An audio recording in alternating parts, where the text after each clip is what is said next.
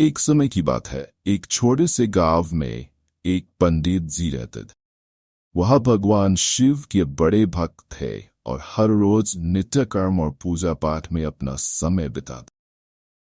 पंडित जी का नियम था कि वह हर सुबह मंदिर जाकर भगवान शिव की आराधना करते और फिर अपनी दिनचर्या शुरू करते। एक दिन गांव में भयंकर सूखा पड़ा। लोग पानी की कमी से त्रस्त हो गए और उनकी फसलें सूखने लगीं। गांव के लोग परेशान थे और उन्हें कोई उपाय नहीं सूझ रहा।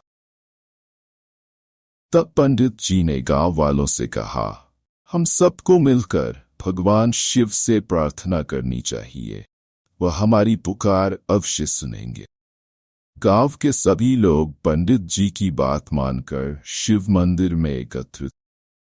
पंडित जी ने सबके साथ मिलकर भगवान शिव का अभिषेक किया और भक्ति भाव से प्रार्थना की।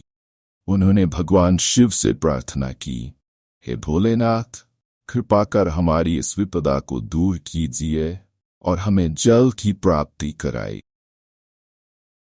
पंडित जी की भक्ति और गांव वालों की सच्ची आस्था से भगवान शिव प्रसन्न हुए।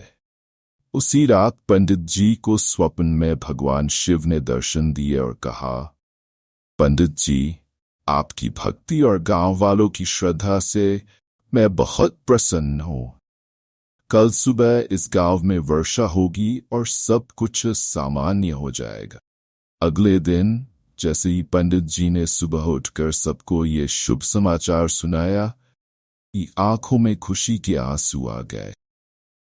सचमुच दोपहर होते होते घने बादल छा गए और मूसलाधार वर्षा होने लगी।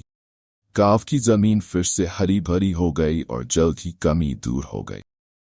इस घटना के बाद गांव के लोग और भी अधिक श्रद्धा से भगवान शिव की आराधना करने लगे। पंडित जी को उनकी भक्ति और विश्वास के लिए सम्मानित किया। पंडित जी ने भी सिखाया, सच्ची भक्ति और श्रद्धा से ही ईश्वर को प्रसन्न किया जा सकता। इस प्रकार भगवान शिव की कृपा से गांव के लोगों की समस्याएं समाप्त हो गईं और उन्होंने जीवन में कभी भी भक्ति का मार्ग नहीं छोड़ा।